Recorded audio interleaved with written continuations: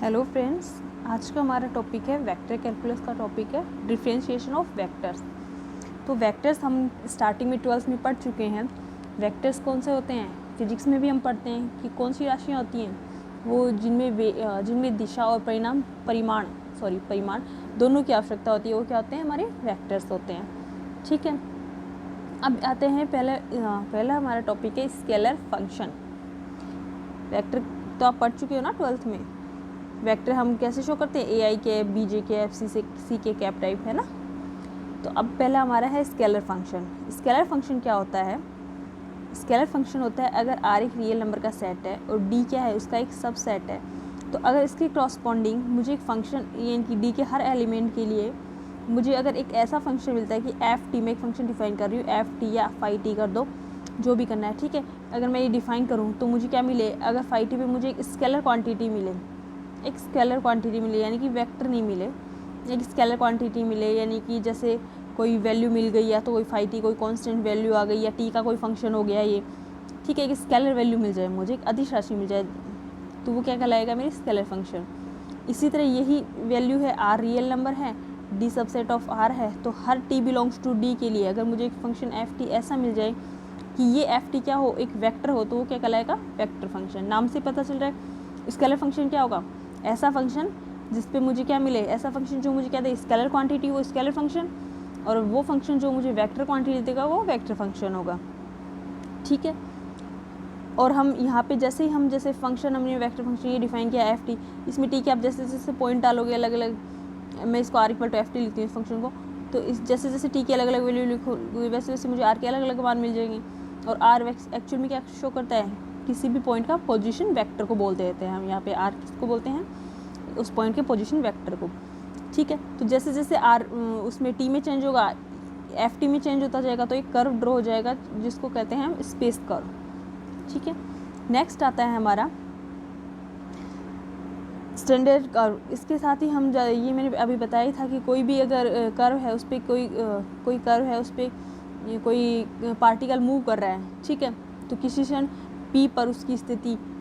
T है, ठीक है, किसी क्षण टी पे उसकी स्थिति पी है, तो मूल बिंदु के सापेक्ष उसका अगर स्थिति सदिश आर है, तो उसके आधार पे हम उसका क्या करते हैं, कर्व ड्रॉ करते हैं, उसके कर्व की इक्वेशन लिखते हैं R equal to F T type. ठीक है, अब यहाँ पे फर्स्ट आता है मैं standard vector equation of a circle. Circle की स्टैंडर्ड वेक्टर इक्वेशन हमारी आती है, वो होती है एक्स, जैसे हम जानते हैं कि एक ऐसा सर्किल जिसका सेंटर क्या है 0 0 और रेडियस क्या है a, ठीक है, तो उसका समीकरण हम ऐसे लिखते हैं X square plus Y square equal to A square. लेकिन इसके जब प्राचल बोलते हैं तो क्या लिखते हैं, X equal to A cos T, y equal to A sign T. दोनों ये प्राचल इसको सेटिस्फाई कर रहे हैं, ये इसके क्या है, प्राचलिक, ये इसका प्राचलिक समीकरण होता है। ठीक है, और आर में हम लिखना चाहिए आर इक्वल टू इसका पोजीशन वेक्टर लिखना चाहिए वेक्टर की फॉर्म में, आर इक्वल टू एक्स आई के वाई के जेड जे के कैप। ठीक है, तो जो सर्किल है वो 2D में है, तो जेड का कंपोनेंट 0 हो जाएगा, तो आर इक्वल टू क्या हो जाएगा, a cos T i cap plus b sin a sign T J cap plus 0 dot q cap. ठीक है, क्योंकि ये हमारे प्राचलिक निर्देशांक हैं, तो सर्किल पे कोई पॉइंट है ये, ठीक है, तो उसके निर्देशांक हम जब लिखना चाहेंगे तो एक्स वाई जेड, तो एक्स की वैल्यू ये रही, वाई की ये रही, जेड कंपोनेंट होगा नहीं 2D में, तो यहाँ पे इसको ये क्या होगा, इसका प्राचलिक समीकरण कहलाएगा। ठीक है, R equal to A cos T I plus A sign T J cap plus K cap, ये क्या कहलाएगा, इसका प्राचलिक समीकरण। ठीक है, इसी तरह पैराबोला इन सब की होती है, इनमें आप जैसे जानते हो कि भाई पैराबोला में क्या होता है, पैराबोला में जो ये प्राचलिक वाइस जैसे Y square equal to 4ax type है, ठीक है, तो उनमें एक तो 80 स्क्वायर होता है, X equal to 80 square, Y equal to 280, ये प्राचलिक समीकरण होते हैं। ठीक है, तो इसमें आर कैसे लिखा जाएगा, X I plus Y J plus Z के कैप, किसी भी पोजीशन वेक्टर इस हिसाब से लिखते हैं, आर इक्वल टू एक्स, उसका X component, Y component, Z component, तो इस हिसाब से ये 80 square I cap 280 J cap, ठीक है, प्लस 0 डॉट के कैप। ठीक है, इस हिसाब से हैं। पहले हम अब इन जो नॉर्मल आगे चलते हैं, limit of A vector function, किसी वेक्टर फंक्शन की लिमिट क्या होती है, तो लिमिट फंक्शन हम किसी भी उसकी लिमिट उसकी एप्सिलॉन डेल्टा डेफिनेशन है, एप्सिलॉन डेल्टा डेफिनेशन क्या है, कोई फंक्शन कोई सदिश है एल, सॉरी सदिश एल, एक सदिश एल क्या है, फंक्शन सदिश फलन एफ टी की, सदिश एल सदिश फलन एफ टी की टी बराबर टी नोट पे at T equal to T note पे लिमिट होगी अगर for all epsilon greater than 0, सभी एप्सिलॉन के लिए मुझे एक डेल्टा ग्रेटर देन 0 इस तरह मिले कि mod of f t minus L less than epsilon, किस कंडीशन में, जब T minus T note delta से छोटा हो, 0 से 0 के बीच। वापस रिपीट करती हूँ, limit of A vector function, किसी फंक्शन की लिमिट क्या होती है वेक्टर फंक्शन की, अगर एफ टी हमारा एक वेक्टर फंक्शन है, ठीक है, तो उसकी लिमिट एक वेक्टर एल कहलाएगी, उसकी लिमिट एक वेक्टर एल होगी at T equal to T nought, किसी पॉइंट टी नोट पे अगर अभी एप्सिलॉन ग्रेटर देन जी के लिए मुझे एक डेल्टा ग्रेटर देन 0 इस तरह मिल जाए कि mod of f t minus L less than epsilon हो, किस कंडीशन के लिए, जब टी माइनस टी नोट 0 से डेल्टा के बीच हो। इसी चीज़ को हम लिख देते हैं कि limit T tends to T nought, यानी कि जब टी नोट की तरफ अगर से हो रहा है, टेंस टू हो रहा है, तो एफ टी क्या होगी, इसकी लिमिट एल होगी, ठीक है। फिर बताती है हमारी इसकी जो लिमिट्स की कुछ एल्जेब्रिक प्रॉपर्टी होती हैं, तो वो अपन नॉर्मली जानते हैं कि कोई दो फंक्शन है, अगर उनके प्लस ऐड और सब्सट्रैक्शन पे आप लिमिट निकाल रहे हो एक साथ, उनके तो अलग अलग हो जाएगी ये लिमिट, यानी कि लिमिट एफ टी है ना, plus minus limit G T. इसी तरह अगर गुणा में है तो यहाँ पे भी अलग अलग हो जाएंगे, ये गुणा आ जाएगा, ठीक है। नेक्स्ट हमारा आता है किसी स्केलर से अगर वो गुणा है, ये लिमिट फाई टी क्या है, एक स्केलर फंक्शन था, उससे फंक्शन ये वेक्टर फंक्शन मल्टीप्लाई में T equal to T nought निकालनी है, तो क्या करोगे आप, पहले इस पे लगा दो फाई टी पे, T equal to T nought लग जाएगी, और इस पे T nought to T nought लग जाएगी, ठीक है। इसी तरह एक इम्पॉर्टेंट है इसकी कि F mode of f T पे जब आप लगाते हो, टी से T note mode of f T, ये फंक्शन है वेक्टर फंक्शन, तो इस पे लगाते हो तो उसका मतलब होता है कि limit T tends to T nought F T पे लगा दो आप और उसका मोड कर दो, वही क्या होता है हमारा, इसकी लिमिट होती है मोड की, ठीक है। अब आती है कंटिन्यूटी ऑफ वेक्टर फंक्शन। एक वेक्टर फंक्शन की कंटिन्यूटी क्या होती है, तो जैसे हमने लिमिट पढ़ी थी, लिमिट में भाई हम कंटिन्यूटी का कॉन्सेप्ट 12th से ही जानते हैं। 12 कंटिन्यूटी क्या होती है, अगर उसकी जो लिमिट का मान है, अगर किसी फंक्शन की जो लिमिट का मान है, जैसे मैं किसी पॉइंट ए पे फाइंड आउट करना चाहती थी, मान लो कोई फंक्शन था, अपन नॉर्मली 12th में ये पढ़ते हैं ना, देखो फंक्शन था, ठीक है, उस पर उसके किसी पॉइंट ए पे कंटिन्यूटी चेक करूँ तो उस हम क्या करते हैं कि limit f x tends to a, यानी कि ए पे उसकी लिमिट वो अगर एफ ए के बराबर आ जाती है तो मैं क्या कहती हूँ, फंक्शन कंटिन्यूस है। तो यही डेफिनेशन यहाँ पे लिमिट उस कंटिन्यूटी की है। हमने लिमिट की डेफिनेशन पढ़ी है ना कि इस पॉइंट पे लिमिट क्या आ जानी चाहिए, एफ ए आ जानी चाहिए। तो अगर मैं T equal to T note पे कंटिन्यूटी की बात करूँ तो वही लिमिट की डेफिनेशन, इसका मतलब T equal to T note पे लिमिट क्या आना चाहिए, एफ टी नोट आनी चाहिए। इसका मतलब वही कि एफ टी है, t equal to T note पे कंटिन्यूस होगा अगर for all epsilon greater than 0 there exist delta greater than 0 such that कि mod of f t minus, अब लिमिट जो लिमिट की डेफिनेशन उसमें मैं क्या लिख रही थी, कोई वेक्टर एल, लेकिन कंटिन्यूटी की बात करूँगी तो वो किसकी इक्वल आना चाहिए, एफ टी नोट के, तो वहाँ बस यहाँ पे एफ टी नोट पुट करना है, लेस देन क्या होना चाहिए एप्सिलॉन, किस कंडीशन के लिए, जब टी माइनस टी नोट क्या हो, लेस देन डेल्टा हो, ठीक है, यही करना होता है। ओके, इसका मतलब ये क्या हो गया, इसका मतलब ये क्या हो गया, limit T tends to T nought F T क्या हो गया, एफ टी नोट हो गया, और ये तो कंटिन्यूटी होती है, ठीक है। नेक्स्ट आता है हमारा डेरिवेटिव। तो डेरिवेटिव ये भी हम 12th स्टैंडर्ड में पढ़ा है, बस अब ये वेक्टर की फॉर्म में आ गया, इतना ही फ़र्क है, वेक्टर की फॉर्म में आ गया, यही फ़र्क है यहाँ पे। Derivative of A vector function, तो वेक्टर फंक्शन जब हम यहाँ पे निकालते थे तो मैं क्या कह रही हूँ, R equal to F T क्या है, एक वेक्टर फंक्शन है, ठीक है, एक फंक्शन है। तो इसमें हम क्या करते हैं, जैसे ही टी में थोड़ी सी अगर थोड़ा सा चेंज होगा, थी थोड़ा सा इंक्रीज होगा, जैसे ही टी प्लस मतलब डेल्टा टी होगा, आर भी चेंज हो जाएगा, आर प्लस डेल्टा आर हो जाएगा, ठीक है। तो हम जो मैं डायरेक्ट पॉइंट पे आती हूँ, डेरिवेटिव हम D R by D T बोलते हैं, तो वो क्या होगा, यानी कि आर में थोड़ा चेंज, उसके रिस्पेक्ट में टी में क्या चेंज, तो आर में चेंज होने का मतलब R equal to F T है, इसका मतलब F T plus delta T minus F T, यही तो चेंज हुआ, अपॉन टी के रिस्पेक्ट में डेल्टा टी, और limit delta T tends to 0, ठीक है, यही तो करते हैं। भाई डी आर डी टी हम ये 12th स्टैंडर्ड में हमने ये पढ़ा है, जब हम फर्स्ट प्रथम सिद्धांत से अवकलज जब करते थे तो यही करते थे, ठीक है। तो क्योंकि यहाँ पे क्या होता है, यहाँ पे एक्चुअल में D R by D T ये तो लिखा जाता कि आर में क्या चेंज है, R plus del are minus, actual में ये क्या है, D are by D T actual में क्या होता है, del are by del T tends to 0, है ना भाई। क्योंकि जैसे ही टी में चेंज होगा वैसे ही आर में चेंज होगा, ठीक है।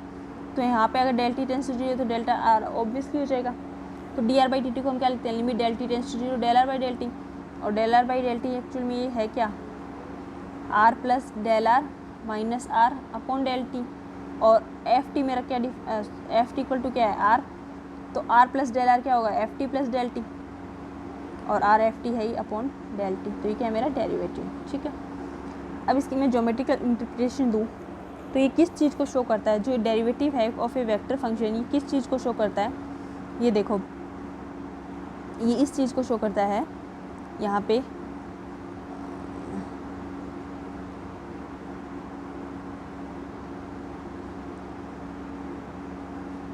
कि हम एक कर्व बनाते हैं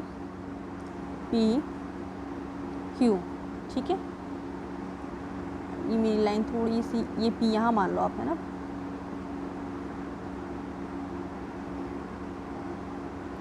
ठीक है, और ये मेरा ओ पॉइंट है, तो ये आर वेक्टर हो गया, और ये मेरा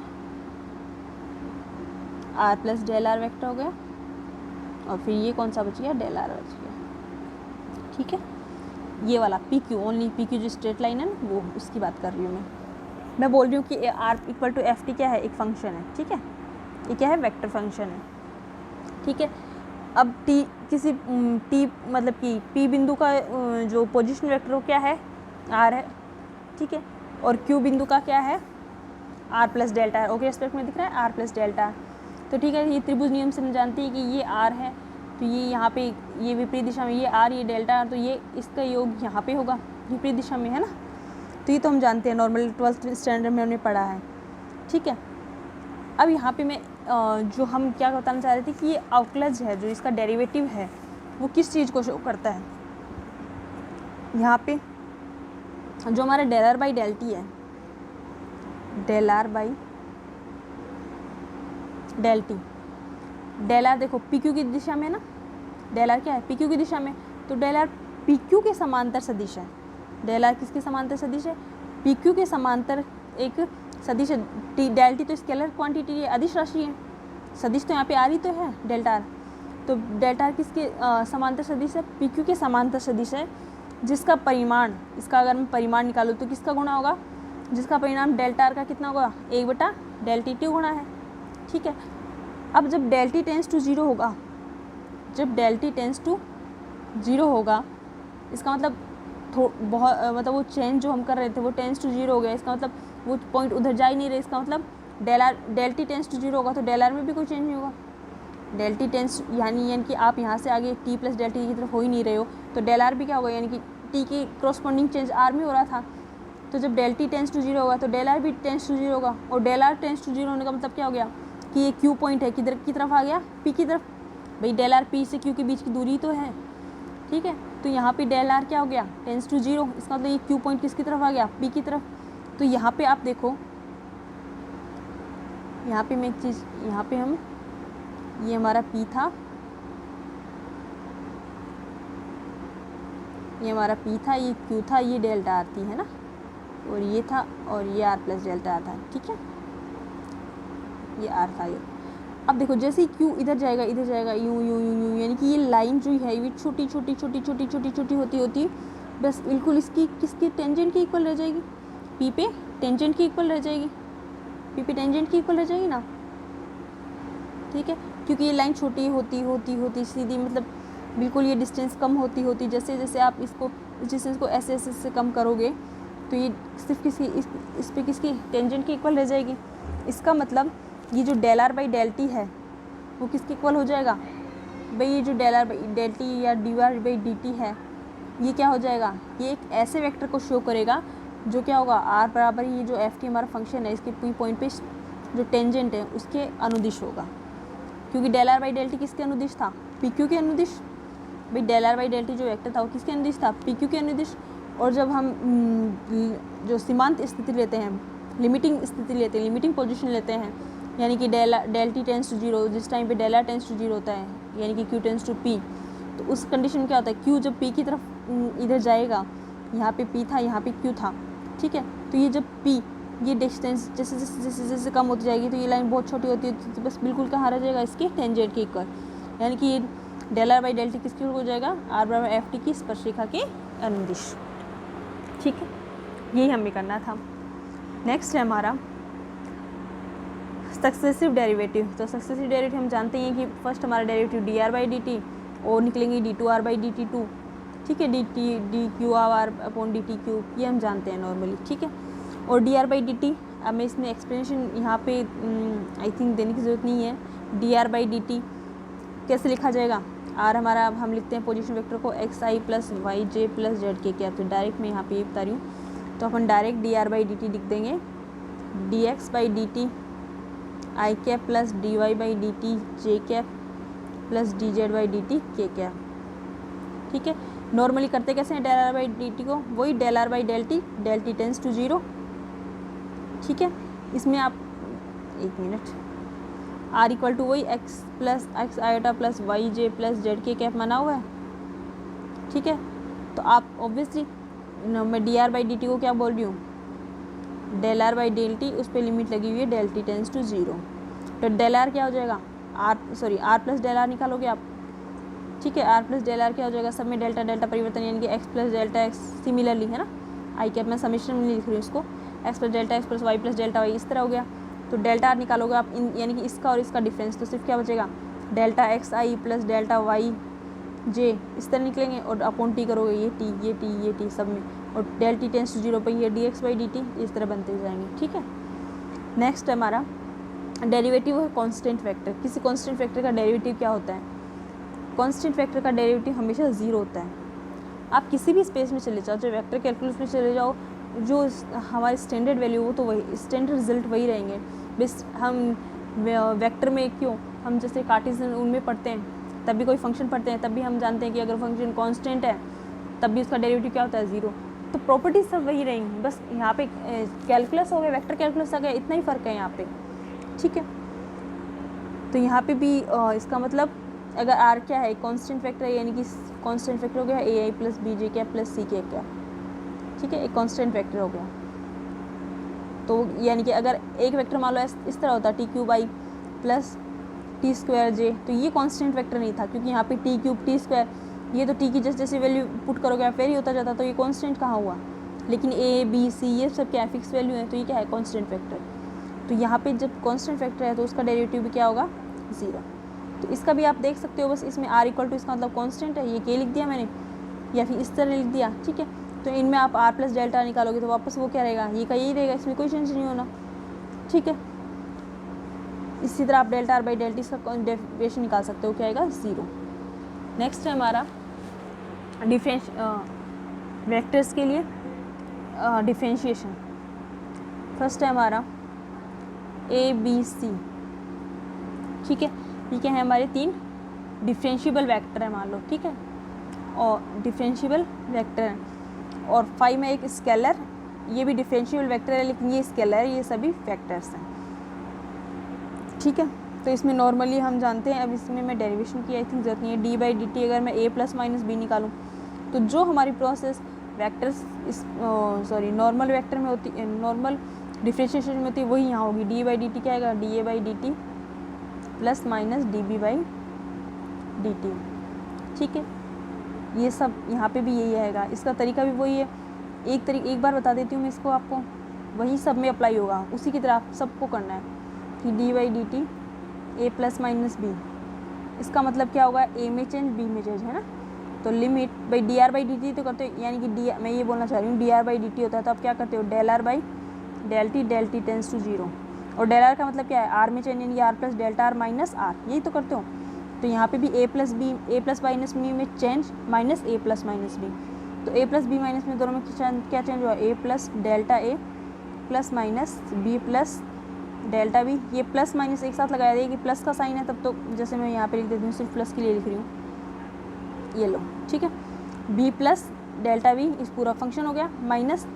ए प्लस बी, ये चेंज हो गया, डेल्टा आर हो गया, अपॉन डेल्टा टी कर दो, ठीक है। अब ए प्लस बी, ए से ए कैंसिल हो जाएगा, बी से बी कैंसिल हो जाएगा, सिर्फ ऊपर क्या बचेगा, डेल्टा ए अपॉन में डेल्टा टी आ गया, लिमिट लगी हुई है, plus delta b upon delta t. तो ये delta T tends to zero पे किस में चेंज हो गया, d a by D T, d b by D t, okay. इसी तरह माइनस हो जाएगा तो यहाँ पे क्या आ जाएगा, यहाँ पे ये साइन किसका हो जाएगा, सॉरी, हाँ यहाँ पे ये साइन, यहाँ पे ये साइन किसका आ जाएगा, ए माइनस बी, ठीक है, ओके। और यहाँ पे ये माइनस बी, ठीक है। तो इस तरह हो जाएंगे, सेम प्रोसेस है। इसी तरह आप मल्टीप्लिकेशन के लिए कर सकते हो, ठीक है। मल्टीप्लिकेशन के लिए भी कैसे करना है आपको, अगर डी बाई डी टी उसके साथ कोई स्केलर मल्टीपल में फाई ए, तो हम जानते हैं कि इसमें क्या होगा, पहले इसका, हम दो प्रोडक्ट होता है तो क्या करते हैं, पहले इसका फिर इसका, तो पहले d phi by D t कर दो आप और ए कर दो, फिर फाई को छोड़ दो, d a by D t कर दो, तरीका वही रहेगा। D phi by D t जब जो मैंने अभी किया था कि d are by D t क्या होता है, del are by del T tends to zero, तो इसमें क्या लिख सकते हो, फाई प्लस डेल फाई, ठीक है, क्योंकि फाई ए में कर रहे हो ना, तो phi plus del phi into a plus delta a minus phi a upon delta t, ठीक है। यहाँ पे हम ये कर सकते हैं। फिर इसमें से जो सिंप्लीफाई होके बचता है वो मेरा ये बचता है, मेरे पास बचता है phi del phi upon del t, plus सब पे लिमिट लगी हुई है याद रखना, del phi upon del t a plus del phi upon del t delta a, ठीक है। तो इस पे लिमिट लगाएगी तो ये phi d phi upon D t बना जाएगा, ये d phi upon D t a बना देगा। रही बात इसकी, तो ये भी क्या होगा, टेंस टू जीरो, जब del T tends to zero होगा, जब यानी कि del T tends to zero होगा तो इसमें भी चेंज टू जीरो होगा, डेल्टा ए में भी चेंज जीरो होगा, इसका मतलब delta a tends to zero, ये तो d phi by D t बना देगा, लेकिन delta a tends to zero हो जाएगा उस टाइम, तो इसके कारण ओवरऑल क्वांटिटी क्या हो जाएगी, जीरो, सिर्फ ये वैल्यू बचेगी ये वाली, ठीक है। इसी तरह आप अगले वाले कर सकते हो, आगे नेक्स्ट जो भी हैं वो आप कर सकते हो, इजीली आप देख लेना। यहाँ पे मैं सिर्फ अब बता रही हूँ कि होता क्या है, बस मैं सिर्फ रिजल्ट बता रही हूँ कि d by D t a dot b equal to क्या हो जाएगा, a dot d b by D t, जैसे नॉर्मल करते हैं हम, बस वेक्टर्स हैं तो ये स्केलर, यहाँ पे स्केलर प्रोडक्ट है, डॉट प्रोडक्ट है ना वेक्टर का, ए डॉट बी क्या होगा, a dot d b by D t plus b dot d a by D t, ठीक है। या फिर इसको मैं यहाँ पे डॉट में तो कोई फ़र्क पड़ता ही नहीं है, वैसे भी डॉट में तो कम्यूट करते हैं ना, ठीक है। तो इसको मैं क्या लिख सकती हूँ, d a by D t dot b, ठीक है। और अगर यहाँ पे क्रॉस होता तो यहाँ पे बस क्रॉस आ जाता है, इतना ही फ़र्क होता, ठीक है, क्रॉस आता तो क्रॉस आ जाता, ओके। दोनों रिजल्ट हैं। अब आता है हमारा नेक्स्ट है हमारा, हाँ नेक्स्ट है हमारा कि डी बाई डी टी अगर ए बी सी हो, सॉरी कॉमा नहीं लगता इनमें, गलत लग गया मेरे से, ए बी सी हो तब क्या होगा, इसका मतलब आप जानते हो बॉक्स ए बी सी हमने 12th में पढ़ा है, इसका मतलब क्या होता है, ए डॉट बी क्रॉस सी, या तो ये कह दो, इसका साइक्लिक ऑर्डर चेंज है, ए डॉट बी क्रॉस सी कह दो, या ए क्रॉस बी डॉट सी कह दो, साइक्लिक ऑर्डर चेंज नहीं होता, ये डॉट और क्रॉस आपस में कम्यूट करते हैं कि भाई डॉट की जगह क्रॉस आ गया, ये डॉट इधर आ गया, ठीक है। इसकी value a dot b cross c या फिर a cross b dot c, ठीक है। यहाँ पे इनकी ये क्या रहती है, चेंज रहती है। या फिर ये कहूँ कि सी क्रॉस ए डॉट बी, ये भी क्या है, इसी की वैल्यू है, सी क्रॉस ए डॉट बी, ठीक है, ये भी क्या है, इसी की वैल्यू है, ओके। और इनमें अपन ये भी जानते हैं ए बी सी, जैसे ही साइन मतलब इनका क्रम चेंज करते हैं, यानी कि ए बी सी की जगह अगर ए सी बी लिखूँ मैं तो वो बस माइनस में आ जाता है, वापस चेंज कर दोगे तो सी ए बी पॉजिटिव आ गया, यानी कि ए बी सी किसके इक्वल है, माइनस ए सी बी के, और फिर इसका वापस चेंज किया तो माइनस, वापस माइनस आ गया तो माइनस माइनस प्लस, तो सी ए बी के, है ना यहाँ पे, ठीक है। अच्छा हाँ, अब ये तो अपनी 12th स्टैंडर्ड की बात थी। हाँ, d by D t a b c, ठीक है, इसका मैं फाइंड आउट करना चाहूँ तो इसका कैसे होगा, इसका जो रिज़ल्ट आता है वो सीधा सही है कि पहले इसका फिर नेक्स्ट स्टेप में प्लस करके बाकी पहले इसका बाकी दोनों को छोड़ दो, फिर सेकंड का कर लो बाकी दोनों को छोड़ दो, फिर थर्ड का कर लो पहले दोनों को छोड़ दो। इसका मतलब इसका रिज़ल्ट तो ये होता है dA/dt BC plus A dB/dt C plus A B dC/dt। Okay, इसका रिज़ल्ट होता है। अब देखो ये आता कैसे है, ये भी आप इजीली देख सकते हो कि d/dt A.ABC था, इसको मैं A.B×C लिख दूँ, A.B×C होता है ABC बॉक्स, है ना। अब मैं A.B का तो मैंने पढ़ा ही है, तो A.B का क्या होता है, पहले एक का कर दो, ये लिख दिया, फिर प्लस दूसरे का कर दो, यानी कि A को छोड़ दो, डॉट d/dt B×C का कर दो। अब यहाँ पे फिर लग जाएगा B×C में ये तो मेरा पहला बॉक्स बन गया। यहाँ पे देखो इस स्टेप को बता रही हूँ सिर्फ मैं, इसको क्या लिख सकती हूँ वापस, A डॉट इसका क्या होता है dB/dt cross C plus B×dC/dt। ठीक है, तो ये देखो ये तो मेरा पहला रिजल्ट आ गया, ये तो मेरा क्या बना dA/dt BC। ठीक है, क्योंकि इसको ये तो लिखते हैं dA/dt डॉट B×C। और ये देखो A dot dB/dt cross C, तो इसको क्या लिख दे A dB/dt C। और ये मेरा नेक्स्ट A डॉट B×dC/dt, ये क्या बनता है A B dC/dt। तो तीनों बन गए, इनका ऐड यहाँ पे है। ठीक है, सिमिलरली नेक्स्ट है हमारा A×B×C के लिए, A×B×C के लिए। तो इसमें मैं सीधा रिजल्ट बता रही हूँ आपको, क्योंकि जैसे उनमें किया है वैसे ही है ये भी। A×B×C के लिए उसमें डॉट प्रोडक्ट के लिए था, उसमें इसमें क्रॉस के लिए अप्लाई हो जाएगा। तो इसका रिजल्ट आता है कि पहले वही एक को छोड़ दो, एक ये सॉरी इसका हो गया, ये ऐसे कैसे रह गया, नेक्स्ट प्लस A को छोड़, एक B का करना है सिर्फ dB/dt cross C plus next A×B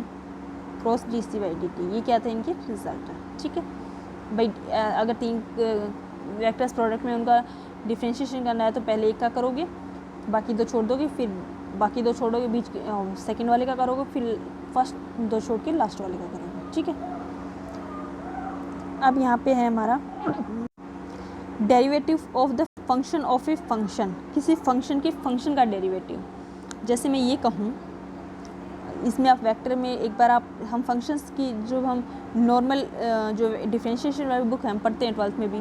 हम डिफरेंशिएशन करते हैं ना। जैसे मान लो एक फंक्शन लिखा हुआ है f(x) इक्वल टू मान लो sin x³ लिखा हुआ है, तो ये दो function sorry f(x) equal to एक तो हाँ जैसे sin x³ है, इसमें भी वैसे दो फंक्शन इंक्लूड हैं। कौन से, एक तो sin t और एक t इक्वल टू x³, दो फंक्शन है।